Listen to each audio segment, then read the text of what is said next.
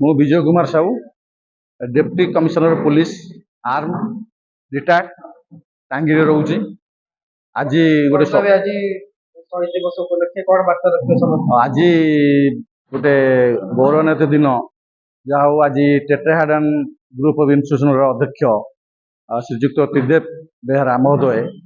गोटे आयोजन करते शहीद दिवस आयोजन करते गोटे रैली भी सकाल गोटे रैली होता एवं विशिष्ट अतिथि मैंने सब आसिक जोगदे एथरे समाज को ये कहि आम पिला बेले पढ़ीलु गोटे बलिदान दिवस भगत सिंह जो जीवन को उत्सर्ग करते 1931 मसीहा मार्च 23 तारीख दिन अन्य मान अच्छे बोली आम धारणा नाला मुझे 65 वर्ष भी कहूँ साधारण खाली गोटे पढ़ीलु किंतु आज लोकलोचन को आसी प्रत्येक लोक जानुंट नाई शहीद भगत सिंह अच्छा सहित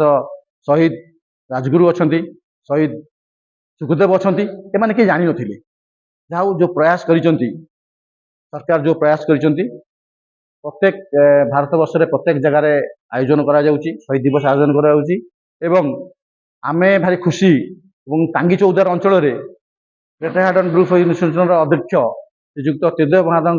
प्रयोजन एवं अन्य माने सब सहयोग आज